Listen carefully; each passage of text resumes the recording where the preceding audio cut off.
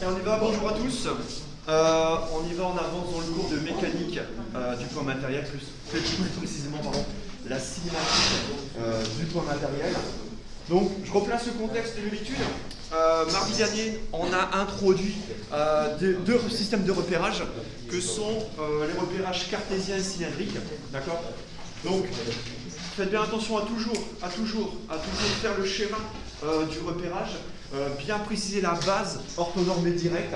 Alors pour vous, une base, c'est un triplet de vecteurs unitaires. Vous voyez, pour la base cartésienne, c'est le triplet EX, EY, EZ.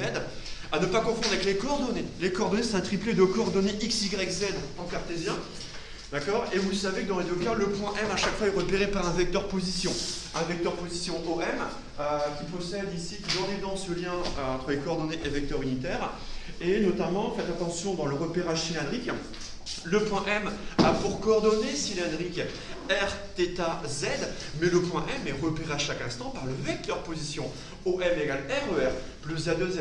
Alors ça, vous l'obtenez grâce au schéma. Il faudra toujours faire le schéma du repérage cylindrique qui se construit à partir de la base cartésienne, qui est une base fixe, munie de la base ici EX, EY, EZ. Et à partir de ça, d'accord, vous allez également faire apparaître la base cylindrique qui est constituée des vecteurs unitaires ER, Eθ, EZ. D'accord. Alors ce matin, on va étudier un cas particulier, mais très important du repérage cylindrique, c'est le repérage polaire. En fait, ce repérage polaire va intervenir lorsque le point M, c'est un point mobile, je vous rappelle, on fait une photo en instant T, on le repère dans l'espace, lorsque finalement le mouvement de point M se fait dans un plan d'équation Z égale à constante, donc un plan parallèle au plan XY. Donc si vous reprenez, je ne vais pas le refaire au tableau, je n'ai pas le temps, mais si vous reprenez ici le repérage cylindrique, et vous voyez, le système de repérage cylindrique, donc là on est à 3 dimensions, rappelez-vous ce triangle direct, les 3 doigts de la main droite, pardon ici, pour ceux qui sont à distance.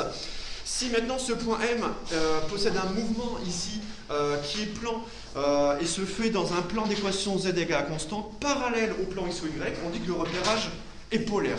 D'accord. Donc cette fois-ci, on y va, c'est le petit 3, troisième temps de cette partie. Donc petit 3, on y va, repérage polaire. Donc petit 3, repérage polaire.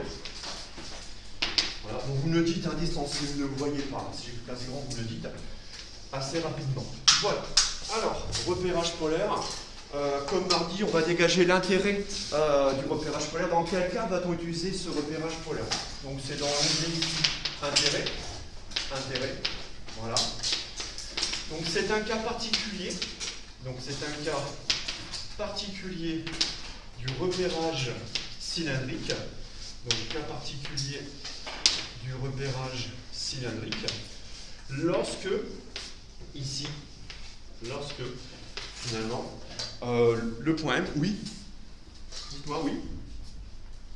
À gauche, d'accord. Le 3, tu le vois ou pas? D'accord. Le R, tu le vois, repérage?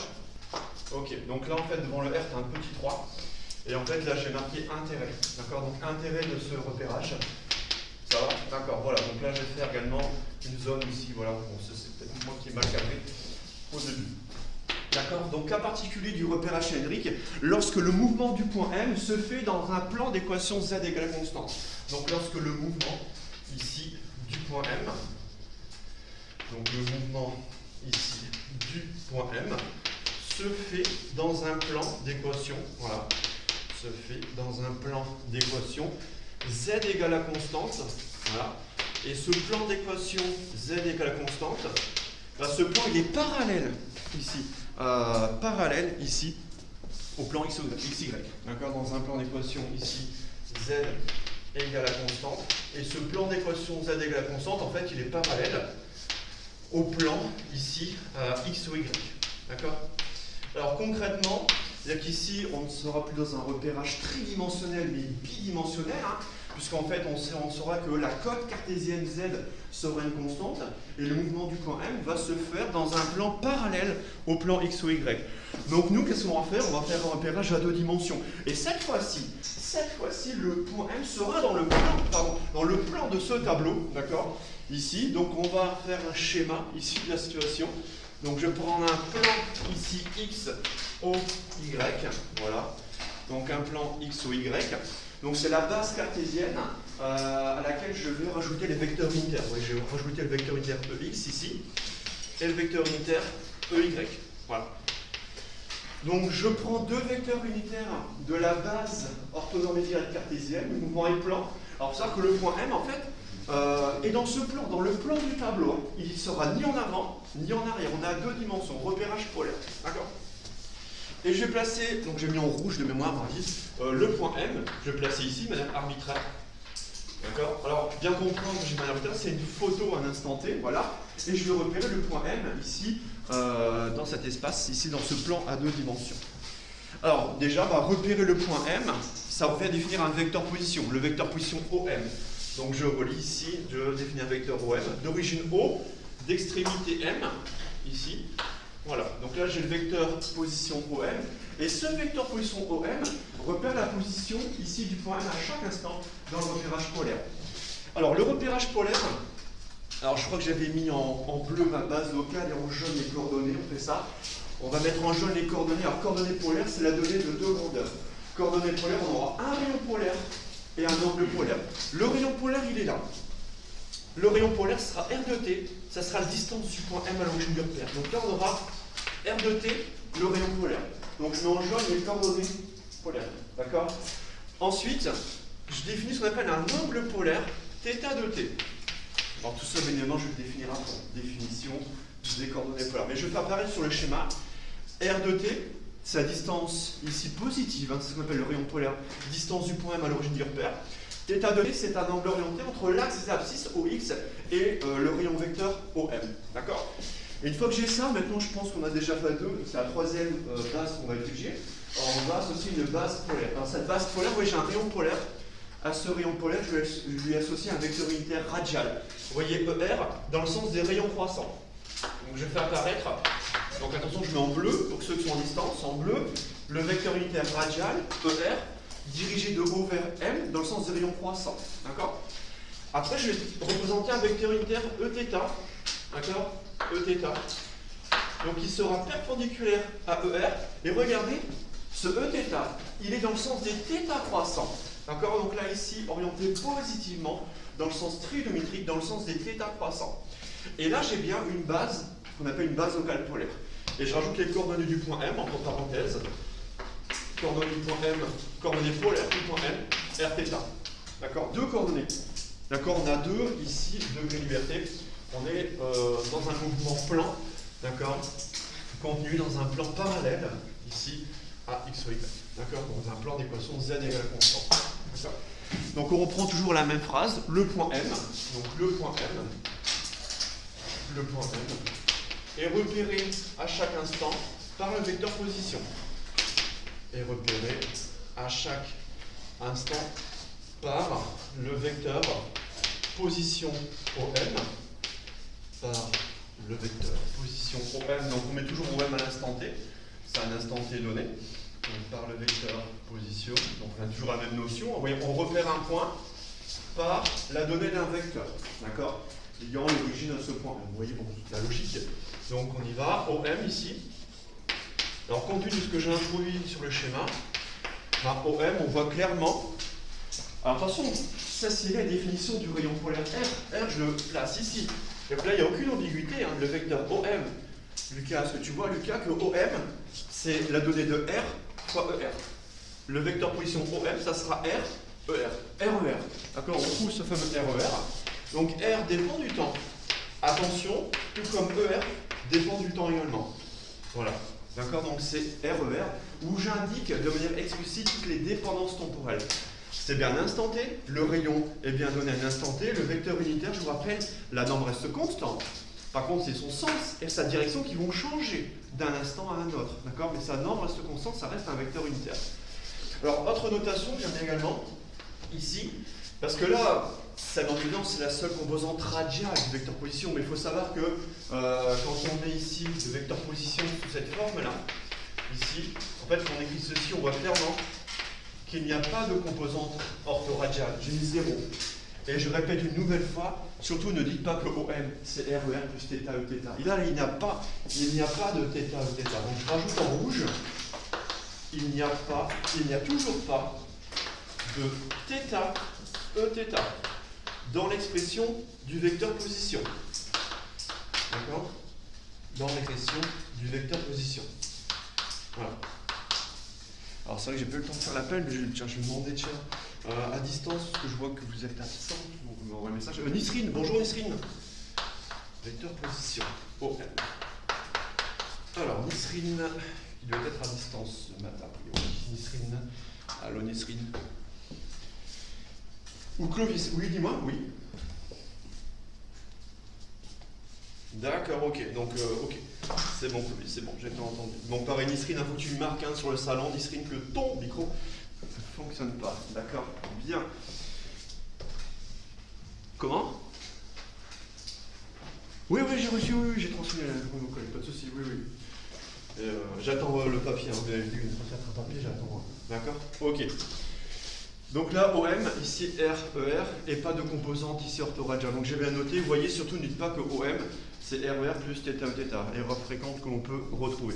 Et maintenant, je retrouve les deux définitions classiques, coordonnées polaires et base locale polaire. On y va. Donc définition, tellement que j'ai de place. Les deux phrases de équations de place, je peux effacer là-haut? Ouais, juste ça. Au moins les deux premières phrases, vecteur position, ouais. Ouais, quand même. Allez, première définition. On y va. Définition. On a 2 mètres. Définition. Donc on reprend ici les coordonnées polaires du point M. Donc les coordonnées ici polaires. Donc là on parle de coordonnées polaires. Coordonnées polaires Rθ du point M.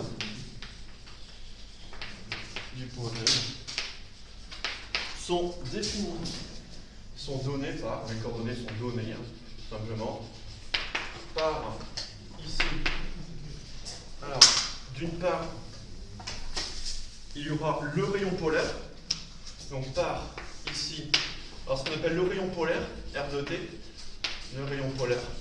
Alors il apparaît clairement que ce rayon polaire, R de T, c'est la norme du vecteur position. Donc R de T, c'est la norme du vecteur position. Voilà, ça c'est positif.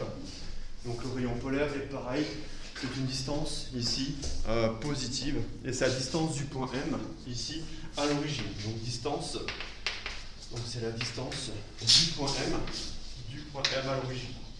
Voilà, le rayon polaire. Bon, voilà, bien. Ensuite, deuxième coordonnée, d'accord, on n'en a que deux, on est bien dans un mouvement plan, on est dans un plan ici, donc on a deux coordonnées, R et θ, donc le θ c'est l'angle, oui, R c'est un rayon, θ ça sera l'angle polaire. Oui, c'est bien cohérent que le repérage polaire. Donc on a l'angle polaire, θ, alors ça c'est un angle orienté. Vous voyez, donc on regarde le schéma, alors schéma, il faut que ce soit pareil, hein. Exercez bien votre mémoire visuelle, ça il faut l'avoir en tête. À partir de là, vous avez toutes les informations qu'on notera en définition. θ, c'est l'angle orienté entre EX et ici ER, d'accord? Ou EM, vous voulez. Donc c'est ici l'angle entre EX et OM. Donc l'angle polaire. Et cet angle polaire doit décrire tout le plan du tableau d'un point de vue angulaire. Donc par définition, l'angle polaire appartient à 0 de pi. On va inclure 0 et on va exclure 2 pi, comme on avait fait pour les CNV. D'accord? Donc calcul θ appartient à 0, donc on inclut 0 et on va exclure 2 pi. On a déjà inclus 0. D'accord? C'est une convention. Après, si vous incluez 2 pi, c'est pas grave. D'accord? C'est pas l'effort. Parce qu'on a inclus 0, mais on va exclure 2 pi. Bon, voilà. Donc ça, c'est l'angle polaire θ. D'accord? Je définis les coordonnées ici du point M. Coordonnées polaires. D'accord? Bien. Et ces coordonnées polaires, il faut bien distinguer de la base orthonormée directe polaire, la bombe polaire, cette fois donnée par deux vecteurs unitaires, ER et θ, qui apparaissent ici en bleu. D'accord? Donc, pareil, je vais garder le même tableau pour faire ma définition. Donc, je vais passer la première ligne là-haut. Je ne vais pas définir les coordonnées, mais la base orthonormée directe polaire, ER et θ. D'accord? Donc, on y va.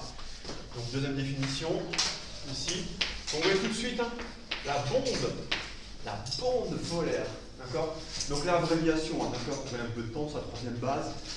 Par contre, il faut définir l'écrit. Hein. Il faut utiliser des abréviations, mais après avoir défini explicitement chaque lettre une première fois. Base orthonormée directe polaire.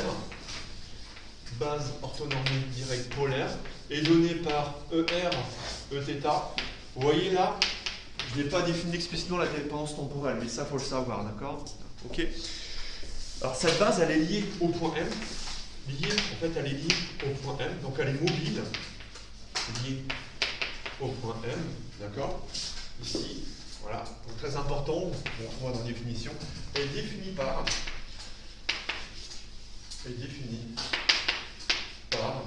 alors, le premier vecteur associé au rayon polaire, c'est le vecteur unitaire ER.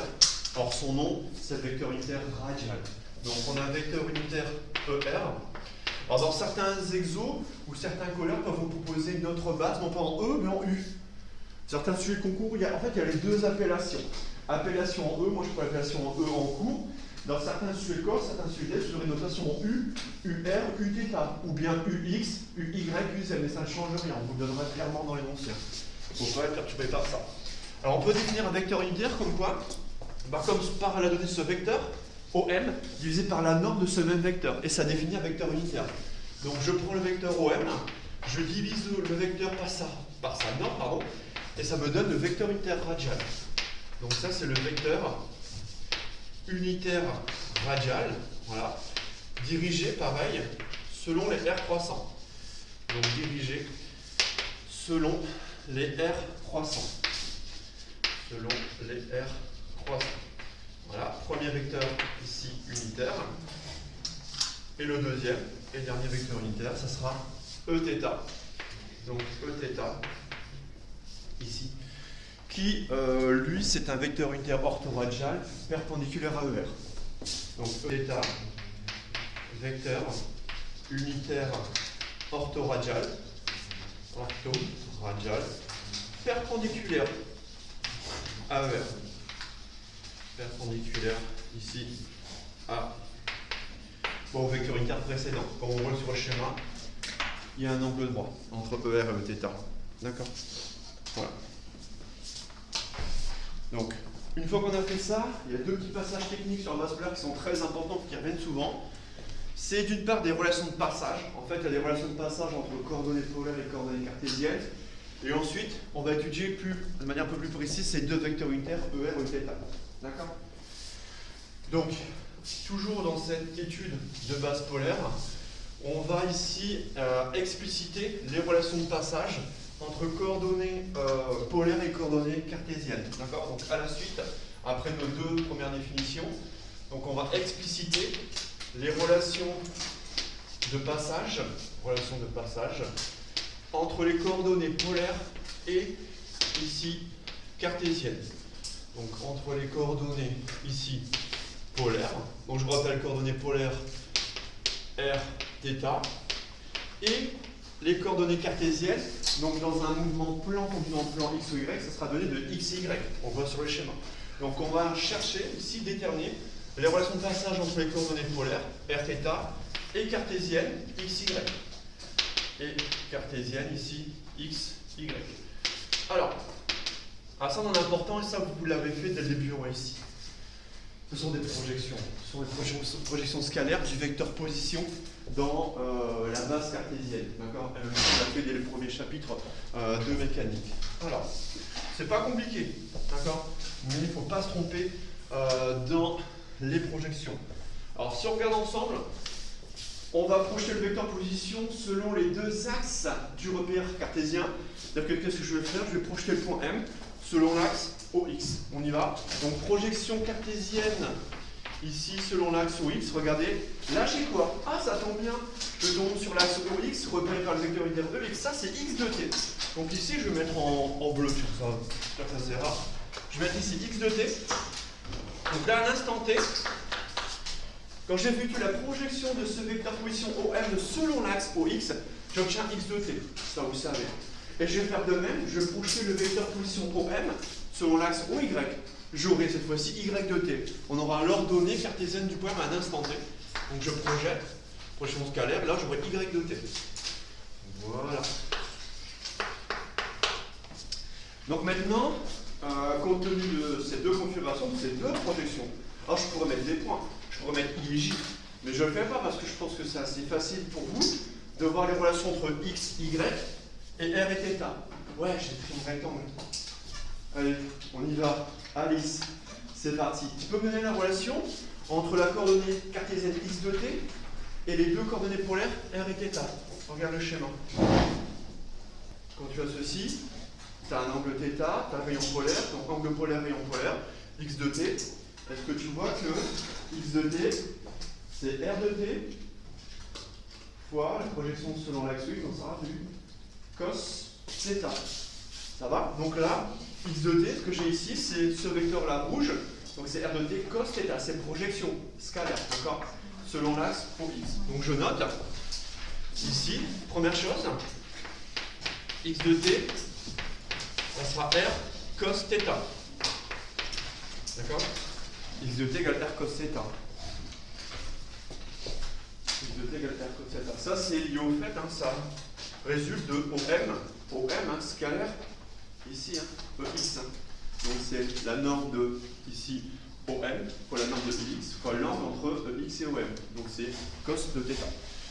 De même, allez, on continue à lisse, sur la bonne voie. Y de t, il y a la relation entre y de t, l'ordonnée cartésienne, R et θ. Cette fois-ci, je vais prendre le sinus θ, parce que tu vois que le sinus θ, c'est ça, sur R de t. Donc R de t, ça sera ici, R sin θ. Très bien. Donc voilà, Y de t égale R sin θ. Voilà. Donc pareil, pour ceux qui sont distants, c'est ce que vous voyez tous, que j'ai le relation de passage. Je passe, j'ai une équation des coordonnées cartésiennes à gauche aux coordonnées polaires, R θ. D'accord? Ça, c'est la géométrie relativement simple. Et d'ailleurs, il y a une relation ici, regardez, on a ça. Bon, on peut aller un peu plus loin. Si on fait x2 plus y2, enfin, si on fait x2 plus y2, donc à tout instant, si on fait la somme, ça rejoint du théorème du Pythagore, là, ça a deux dimensions, c'est du Pythagore, ça. x2 plus y2, ça fait r2 cos carré θ plus r2 sin carré θ. Je factorise par r carré. Ça fait r carré facteur de cos carré θ plus sin carré θ, ça fait r carré. Bien. Donc là, ça fait r carré. D'accord? Après, ce que je peux faire également, c'est faire le rapport tangente θ. Si je fais l'équation 2 sur l'équation 1, sin sur cos, ça fait tangente θ. Est-ce que tu montres également que tangente θ, donc je fais 2 sur 1, donc je fais équation 2 sur équation 1. Si je fais ça, les r simplifient, j'aurai y sur x. Voilà, donc j'aurai y sur x. Alors ça, pareil, ça c'est issu de quoi? Cette équation-là est issue de 1 au carré plus 2 au carré. Et ça, c'est issu de quelle opération? De l'opération équation 2 sur équation 1. D'accord? Donc des opérations élémentaires sur des relations de passage, x égale r cos θ, y égale r sin θ. D'accord? Alors ça, c'est important de l'avoir en tête, on l'a déjà fait en début d'année, mais ça reviendra quasi systématiquement en physique si on a un repérage polaire. Donc bien comprendre ce que l'on fait. On donne l'équivalence, on donne la relation de passage entre coordonnées cartésiennes, x, y, et coordonnées polaires, r, θ. Alors il faut le schéma. Nécessairement, il faut le schéma. Il faut qu'on voit sur le schéma vos projections cartésiennes. D'accord? Bien. Ensuite, dernier point technique sur cette base polaire, c'est plus technique pour vous, je sais, c'est le point délicat mais très important. On va dériver par rapport à θ des vecteurs unitaires de la base polaire. Alors, on va aller doucement. Donc ça j'efface. Donc dernier point de cette partie, ici, étude, voilà, de la base locale polaire, donc de la base orthonormée, ici, polaire. On va l'étudier de manière un peu plus complète, d'accord? ER, Eθ. Donc on va étudier ces deux vecteurs unitaires. Quand tu dis étudier la base, c'est étudier ici le couple, on a un couple ER, Eθ de la base polaire. Bon. Alors ce qu'on va faire en premier, c'est exprimer ces vecteurs ici ER et Eθ dans la base cartésienne. D'accord? Donc étude de la base polaire, et d'abord on va exprimer d'accord? On exprime ici, d'abord je ne tente toutes les lettres. On exprime ici les deux vecteurs unitaires. Voilà, les deux vecteurs unitaires, ER et Eθ. Voilà, ER et Eθ. On va les exprimer dans la base cartésienne EX, EY. Donc dans la base cartésienne EX, EY. Alors, ça ressemble beaucoup à ce qu'on vient de faire. D'accord? C'est-à-dire que ce qu'on vient de faire, on a donné une relation de passage entre des coordonnées X, Y et R, θ. Là, on veut exprimer des vecteurs unitaires. Il faut bien comprendre ce qu'on fait. On veut exprimer des vecteurs unitaires dans une autre base, la base cartésienne EX, EY. Bon. Alors, l'esprit le même. Par contre, il y a un gros piège. On va exprimer des vecteurs unitaires. D'accord, dont la norme est unitaire. La norme est égale à 1. Tout ce que je veux faire concrètement, ce que je veux ici, ben, c'est exprimer ER en fonction de EX, EY, exprimer Eθ en fonction de EX, EY. Donc je veux exprimer les vecteurs unitaires de la base polaire ER, Eθ en fonction des vecteurs unitaires EX, EY. Donc je répète, on va d'abord exprimer ici ER, donc on y va, ER. On va exprimer ER en fonction de EX et de EY. D'accord, donc combinaison linéaire ici de ces deux vecteurs. Bon, qu'est-ce qu'on fait d'abord? On va peut-être ici faire sur le schéma donner une indication supplémentaire. D'accord, que je ne pense pas que vous le voyez directement, je ne pense pas. Il va peut-être rajouter quelque chose, parce que ce qu'il faut, c'est en fait exprimer ce vecteur-là, ER, qui est comme ceci, dans le sens des R croissants, en fonction de ce vecteur-là, ce vecteur-là. Ce qu'on va faire ici, par exemple, je vais retirer temporairement mon M pour que ce soit plus clair pour vous, ceux qui sont en distance. Je vais rajouter, vous voyez, ici en pointillé, je vais rajouter en pointillé ici ma base fixe cartésienne. Vous voyez, je la rajoute ici. Donc j'espère que vous voyez ici à distance. Je vais rajouter en pointillé blanc la base cartésienne. Regardez, EX, je le remets ici, je replace ici en pointillé. Donc je vais EX là. Et Y, vertical ascendant, Y il est là. Donc je replace ma base cartésienne. Après on fera ça. Après ça on le verra directement à la lettre. Je replace surtout, c'est l'angle θ. L'angle θ, c'est l'angle orienté entre le vecteur unitaire EX et cette direction-là, ER. Bah, cet angle θ, si je l'ai là, je le retrouve où? Je le retrouve là. D'accord avec moi? Ouais. Donc θ, je le replace là. Et bien c'est fini. Une fois que vous avez placé votre angle θ ici, on va exprimer ce vecteur bleu unitaire ER en fonction de EX et EY. Ça revient, comme tout à l'heure, effectuer des projections cartésiennes, non pas de coordonnées, non pas de vecteurs, mais ici de vecteurs unitaires. C'est-à-dire que là, si vous avez compris ce qu'on va faire juste avant, et ça on fera souvent en mécanique, hein. Allez, Rémi, je t'écoute, c'est parti. ER, quand tu exprimes en fonction de EX, en fait, quand tu le projettes sur X, ça fait ER égale cos θ, oui, EX, très bien, on aura du cos θ EX, plus, ouais, sin θ EY. Super, bah voilà. Mais bien comprendre que là, vous voyez, ER, EX, EY. Il n'y a pas de coordonnées. On exprime des vecteurs unitaires en fonction d'autres vecteurs unitaires. Alors, Eθ, soit vous basez sur le schéma, vous regardez ici, vous placez votre angle θ ici, vous allez y arriver. Ou bien, vous vous dites, oh non, je ne regarde même pas mon schéma. Je sais que Eθ, il est perpendiculaire à ER. Je sais qu'il y a un angle de pi sur 2. Donc si vous êtes sûr d'avoir bon là, qu'est-ce qu'il suffit de faire ici? Sachant que Eθ, il est perpendiculaire à ER. Il suffit d'ajouter ici, dans l'argument du cos, un pi sur 2 radian, puisqu'en fait, Eθ, il est perpendiculaire à ER. Donc sans même regarder le schéma, on peut regarder le schéma, on peut replacer θ, on va y arriver. Mais là, si je suis sûr d'avoir bon, qu'est-ce que je fais pour exprimer Eθ en fonction pareil de EX et de EY? Ben, je vais rajouter simplement un pi sur 2 dans mes projections précédentes. C'est-à-dire que là, vous voyez, je vais faire cos de θ, attention, plus pi sur 2 radian. D'accord? Là, je vais faire ma parenthèse. Pourquoi ce pi sur 2? Je répète pour ceux qui sont en distance. Parce que Eθ, il est perpendiculaire au vert. Donc sans même regarder le schéma, je rajoute ici, dans l'argument du cos, d'accord, ma projection, je rajoute un pi sur 2. Et je fais pareil pour le sinus. Alors, je ne vais peut-être pas cette place, je vais passer mon y, pardon. Donc sinus θ plus pi sur 2. Alors, le seul inconvénient de cette méthode, bon, pour moi c'est bien, ça fait retravailler les formules de trigo. D'accord, ça fait retravailler les formules de trigo. D'accord, elles reviennent assez souvent. Alors là, ça serait bien quand même, vous voyez, fin du semestre 1, de ne plus faire le cercle trigo, mais de l'avoir en tête. Après, si vous doutez, vous faites au brouillon. Vous faites au brouillon, si vous doutez. On prend le cercle trigo, on prend un angle θ, cos, sin, c'est bon, vous l'avez en tête. À cet angle θ, je joue le pi sur 2. Donc θ, je joue le pi sur 2. Pam. Je prends le cos de θ plus pi sur 2. Cos de θ plus pi sur 2, je suis dans ici les valeurs négatives. Mais cos θ plus pi sur 2, est-ce que tout le monde voit? Ou est-ce que vous savez directement que ça fait moins sinus θ? Donc là, on aura moins sin sinus de θ EX, d'accord, pour le cos de θ plus pi sur 2, d'accord. Ensuite, je vais prendre le sinus de θ plus pi sur 2, donc pareil, sinus, là sera en une valeur positive, on sera en cos, donc là c'est le cos de θ selon EY, d'accord, plus ce cos de θ selon EY. Donc c'est simplement les relations, cos θ plus pi sur 2, ça fait moins sin θ, et sinus θ plus pi sur 2, ça fait cos θ. Ok. Bien, donc là on a exprimé les vecteurs unitaires de la base polaire en fonction de ceux de la base cartésienne. Première étape. Deuxième étape, on va dériver par rapport à θ.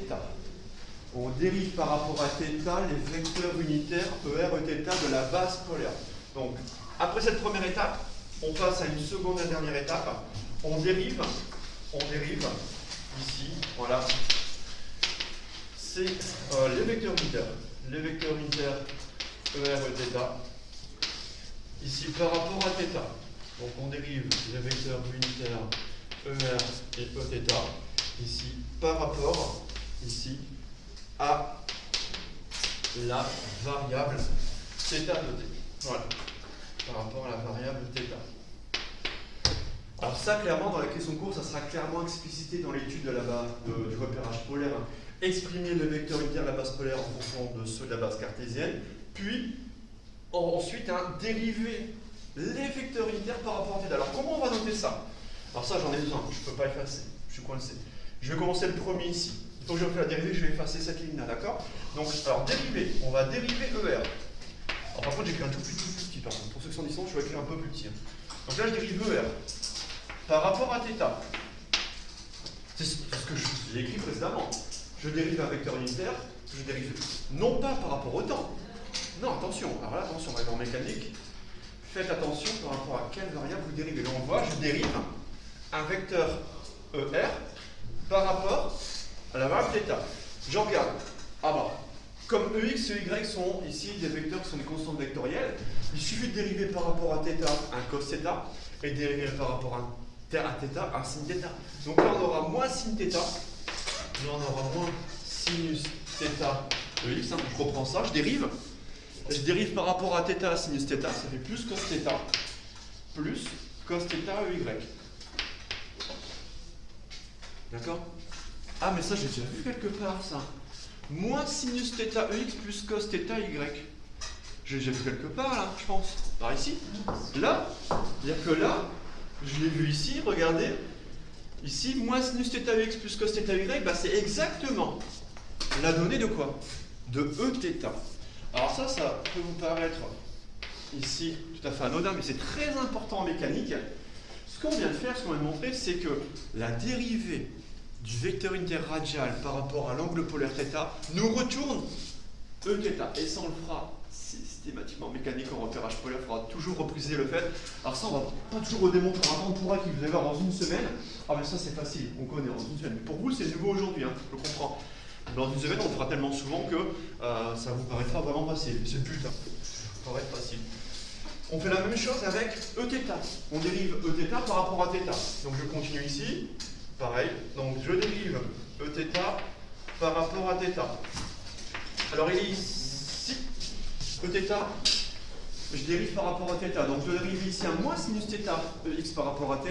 EX étant une constante vectorielle. Donc on aura ici moins cos θ EX. Moins cos θ EX. Très bien. Et après, je dois dériver un cos θ Y par rapport à θ. Ça fera un moins sinus θ Y.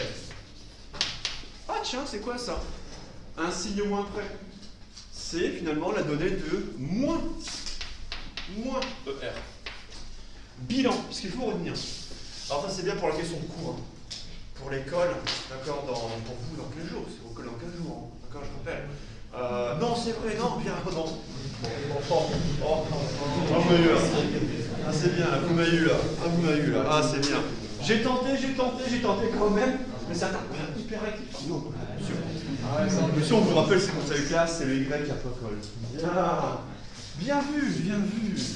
J'ai essayé comme j'ai tenté, j'ai assis. On fera la remarque, genre peut-être tenter de rejouer. Non, je rigole. Non.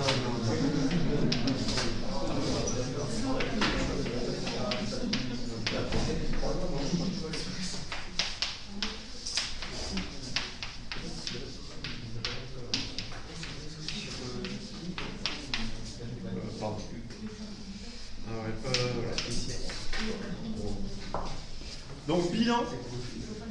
Alors bilan, ce que je vous demande par contre d'apprendre, là c'est d'apprendre par cœur. D'apprendre par cœur pour l'instant, c'est les dérivés des vecteurs unitaires de la base locale polaire par rapport à l'angle θ. Et je vérifie par rapport à θ. Je ne dérive pas par rapport au temps. Là, il y a un gros piège qu'on va vous tendre pour les futurs exos, pour vous. Donc c'est en semestre 2, d'accord.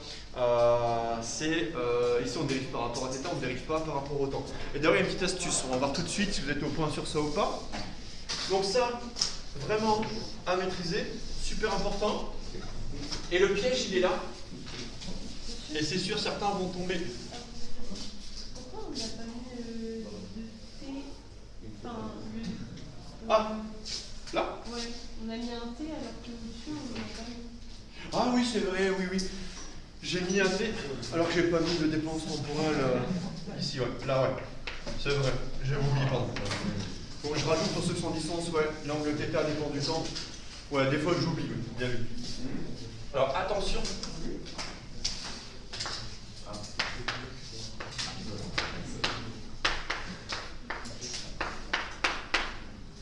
Voilà, ça on se vous le demander. Cette fois-ci, le dérivé, un vecteur unitaire ici radial par rapport au temps. Et c'est sûr, moi je vous le demanderai. Je vous le demanderai pour voir si vous faites bien la différence entre eux. Ça, c'est fondamental en physique. Bien comprendre ce que l'on écrit. Là, on dérive un vecteur unitaire par rapport à θ. Là, on dérive ce même vecteur par rapport au temps. Et ça, on fera, je pense même déjà dès demain, d'accord, au pire lundi. Dérivé par rapport au temps. Je connais la dérivée par rapport à θ. Regardez, je sais dériver R par rapport à θ. Ça, je sais faire. Mais pour retrouver ma dérivée temporelle, qui voit quelle opération je dois faire pour retrouver mon opération de dérivée temporelle, pour que cette équation vectorielle soit vérifiée. Alors, je répète, dérivée ER par rapport au temps, ça revient. C'est ça en fait, ça revient à dériver R par rapport à θ fois quelque chose. Quel est ce quelque chose ici? Par quoi faut-il multiplier la dérivée de R par rapport à θ pour retrouver, cette fois-ci, une dérivée temporelle? Personne ne voit, Rémi? θ point, excellent. θ point. Et θ point, c'est dθ sur dt. Est-ce que tout le monde le voit, ça? C'est ce que vous appelez en mathématiques la composition des dérivés. D'accord? Et ça, justement, Rémi nous propose θ point. Donc ça, c'est θ point. Et dérivé R par rapport au θ, c'est le θ. Voilà. Ici. Même chose. Dérivé θ par rapport au temps. Et bien en fait, par composition des dérivés, dérivé θ par rapport au temps, c'est dérivé θ par rapport à θ fois dθ sur dt. Donc ça c'est θ point, ici, ER,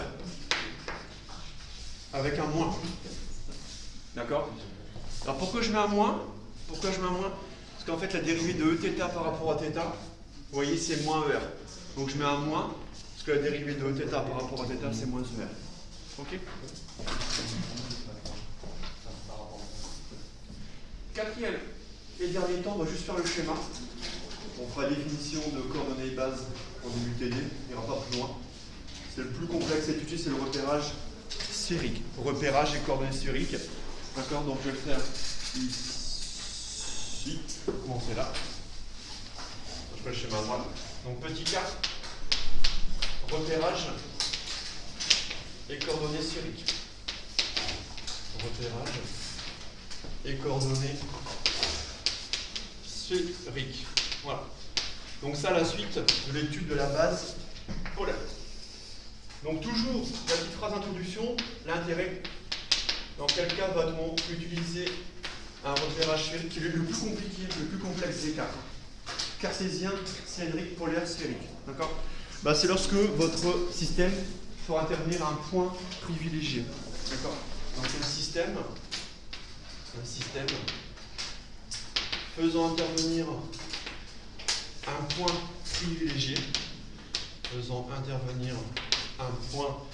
privilégié, d'accord? Donc, pardon, un point privilégié. Alors en physique, pour nous, un point privilégié, ce qu'on verra en mécanique, ça peut être un centre de force, d'accord? Ici, attracteur ou répulsif. Sera décrit, donc dès lors qu'il y a finalement un point d'étude, une particule uniforme en physique, sera décrit par, ici, les coordonnées sphériques. Donc coordonnées sphériques. On va en faire le schéma à droite. Donc coordonnées sphériques, ici. Donc ça, je peux effacer. Alors pareil, comme tout système de repérage, molaire, cylindrique, donc les deux précédents, on part de la base cartésienne, par contre on est à 3 dimensions. On retrouve ici la description tridimensionnelle, on est à 3 dimensions. Alors, on y va. Donc un axe vertical, la cote cartésienne, au Z, ici. Là je vais mettre au Y, l'origine O du repère, un axe au X. Donc quand on fait ça, un repérage cartésien, c'est la base. D'accord? On associe la base orthonomiale directe cartésienne. Donc on aura EY ici, on aura EX ici, et EZ. Donc EZ paraît dans le sens des Z croissants. Bon. Donc ça c'est le repérage cartésien de base qui va me permettre ici de mettre en œuvre ce repérage sphérique. Je prends un point quelconque dans l'espace, pareil. Un point M ici, quelconque dans l'espace. Et mathématiquement, décrire un point M quelconque en repérage sphérique, c'est la donnée de 3 coordonnées. R, θ, φ. Alors, déjà on va placer le vecteur position OM. En rouge comme tout à l'heure, on y va. Le vecteur position OM, il est ici. Ok? Bon. Par contre, là j'aurais besoin de redéfinir mes deux projetés orthogonaux. Soit H, le projeté orthogonal de M, sur l'axe OZ. Donc là je ne note plus, d'accord? Mais ici vous avez, par exemple, je vais le placer ici, voilà. Voilà, comme ceci. Donc je vais mettre mon angle droit. Et là j'aurai H, projeté orthogonal de M sur l'axe OZ. Et je vais noter I, projeté orthogonal de M dans le plan X ou Y. Donc là j'essaye de faire une parallèle à HM. Voilà, comme ceci. Et j'aurai I à l'aplomb de M. Voilà, et là j'aurai I à l'aplomb de M, comme ceci. Voilà. Et je définis I projeté orthogonal de M dans le plan X ou Y. D'accord, donc là, je vais juste apparaître sur le schéma. Et à partir de là, on aura 3 coordonnées. R, θ, φ. R, θ, φ. Alors cette fois-ci, le R, ici, alors ne pas confondre, il y a une grosse confusion avec les cylindriques. Les cylindriques, on a dit que le rayon polaire, R il était là. En cylindrique, R il est là. Non, en sphérique, maintenant R il est là. Donc on aura R de T ici. R de T il est là. Ça c'est le rayon sphérique, R de T là. Alors qu'en cylindrique, attention, le rayon polaire en cylindrique, le rayon polaire il était là. Faites gaffe. Après j'impose 2 angles. Le premier, l'angle θ. L'angle θ de T il sera ici. Et l'angle φ sera ici. Donc, R, θ, φ. D'accord? Donc pareil, on note. Donc je note ici H, le projeté orthogonal de M sur l'axe ici du point M sur l'axe OZ, vertical ascendant. Voilà. Et on note I, le projeté orthogonal du point M, dans le plan, ici, X, O, Y. Donc dans le plan X, O, Y. D'accord? Et pareil, ici, donc le point M, dernière phrase, est repéré à chaque instant, ici, par le vecteur position. Donc est repéré à chaque instant par le vecteur position OM de T à un instant T, par le vecteur position OM. Alors c'est pas le plus compliqué en sphérique pour le vecteur position, c'est le vecteur vitesse qu'on ne prend pas qui est hors programme. D'accord? Donc vecteur position OM, quand on regarde le schéma, à un instant T, en repérage ici sphérique, OM, de O à M, et ben je vais faire RER, pareil, RER. Mais ce que j'oublie sur mon schéma, c'est la base locale sphérique en bleu. J'oublie cette base. J'ai oublié. Parce que quand je définis le vecteur position OM égale RER, d'accord, en sphérique, alors ça, pareil, hein, en vecteur ici colonne, 3 dimensions, faites gaffe, hein, en sphérique 3 dimensions, selon ER, j'ai le rayon R de T, Eθ, rien, Eφ, rien. Ouais. Donc là, je vous ai donné le trièdre de la base sphérique, ER, Eθ, Eφ, ER. Vous avez compris ER dans le sens des rayons croissants. ER, il est là. ER, il est là. Eθ. Regardez bien l'orientation de Eθ, si vous avez compris. Eθ dans le sens des θ croissants. On va des θ croissants comme ceci. Donc Eθ perpendiculaire à ER, donc comme ceci. Ouais. Alors on va essayer de faire la perpendiculaire. Ici, voilà, comme ceci. Donc là j'aurai Eθ. Et par contre, il me faut un Eφ. On va dire Eφ perpendiculaire à la fois à ER Eθ et dans le sens des phi croissants. Donc là, attention, petite utilité, vous êtes à 3 dimensions, vous faites un Eφ comme ceci. On va replacer le point M là-haut, de coordonnées R, θ phi, coordonnées sphériques. Donc attention dans la donnée, donc ça c'est un trait direct avec un ER, Eθ, Eφ, ils sont comme ceci. Hein. Ils sont perpendiculaires 2 à 2. Mais dans le plan du tableau, on voit que ER est perpendiculaire à Eθ, mais le Eφ, ici je fais diriger vers l'arrière du tableau, Eφ est perpendiculaire à la fois à ER et Eθ. D'accord? Donc on représente sur un plan de tableau, ici la perspective de 3 vecteurs unitaires perpendiculaires 2 à 2. D'accord? Voilà, 2 définitions qu'on fera en début de cet après-midi. Voilà. Voilà pour moi ce matin. On se revoit à 14h.